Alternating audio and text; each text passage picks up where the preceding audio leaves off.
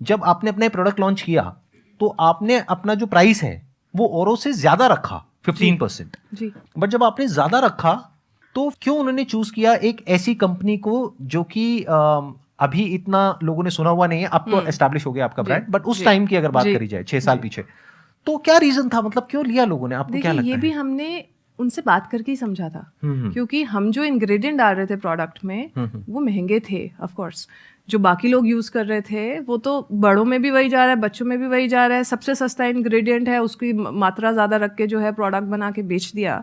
वो quality product की अच्छी नहीं थी, वो आपको नहीं यूज करना चाहिए। जो हमारे जैसे बहुत सारे पेरेंट्स थे मेरे सर्कल में ही, मैंने फ्रेंड्स एंड फैमिली से सबसे पहले बात किया जिनके बच्चे हुए थे उसी टाइम पे। उसके बाद जो है मैंने उनके फ्रेंड्स एंड फैमिली से बात किया, और बहुत सारे लोग ऑलरेडी बाहर से ही प्रोडक्ट्स मंगा रहे थे, क्योंकि उनको ये पता था कि यार जो यहाँ इंडिया में मिल रहा है ना वो हमारा क्वालिटी स्टैंडर्ड मैच नहीं करता जो हम अपने बच्चे को देना चाहते हैं। तो आई थिंक वहाँ से जब हमने उनसे बात किया, हमने प्राइस पॉइंट भी डिस्कस किया। हमने बोला कि मतलब हम इतने पे लॉन्च करना, क्योंकि उस टाइम ग्रॉस मार्जिन कितना होना चाहिए कितना नहीं होना चाहिए वो भी हमने आइडिया लगाना था, हमें समझना था। हमारे लिए बहुत ज़रूरी थी कि जितने पे हम प्रोडक्ट बना रहे हैं और जितना MRP होना चाहिए उसका जो मार्जिन होता है, जो कॉग्स इनटू MRP का रेशो जो होता है वो 6 गुना से ज़्यादा होना चाहिए। बिकॉज ऑनलाइन बिजनेस में आपको जो है कमीशंस भी देनी पड़ती हैं, आपको जो है डिस्काउंट भी देना पड़ता है, बहुत सारे ओवरहेड कॉस्ट भी आते हैं, रिटर्न्स भी होते हैं। इससे कम पे तो आप पैसा गवाओगे, आप पैसा बना नहीं पाओगे। तो आई थिंक हमारी वो वाली स्ट्रैटेजी कंज्यूमर से बात करके हमने बनाई थी, इसलिए वो चल भी गई। जब 100 लोगों ने बोला कि हम खरीद लेंगे, वहाँ से हमें ये भी पता चल गया कि यार प्राइस बिल्कुल ठीक है, इससे कम करने की ज़रूरत नहीं है। फिर हमने उसको स्केल किया।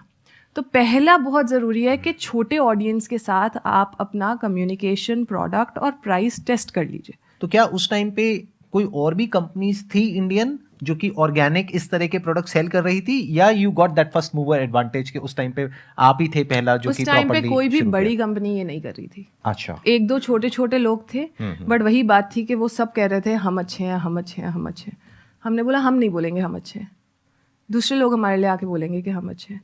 और जब वो लेबल मिलता है ना, Asia's first made safe certified brand, खाली इंडिया का नहीं, एशिया का पहला मेड सेफ सर्टिफाइड ब्रांड, वहां से हमने ट्रस्ट विन किया था लोगों का। यहाँ पर एक बहुत इंपॉर्टेंट बात समझने वाली है कि whenever you are doing something, तो आपको कुछ अपने जो कॉम्पिटिटर्स हैं, जो बाकी के लोग हैं, उनसे कुछ अलग करना पड़ेगा।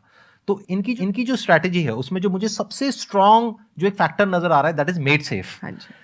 क्योंकि अगर मेड सेफ नहीं होता और ये क्लेम करते ऑर्गेनिक है, तो उसका सर्टिफिकेशन क्या है, उसकी गारंटी क्या है कि वो ऑर्गेनिक है? बहुत सारे लोग आज की डेट में क्लेम कर देते हैं कि हम ऑर्गेनिक हैं, हम ये हैं, हम वो हैं, whatever it is, but they are themselves saying it, not a third party, that to an unbiased party. सबसे मुश्किल चीज जो हमने क्रैक की है शुरू में वो मेड सेफ था, but it was worth it, क्योंकि कंज्यूमर का ट्रस्ट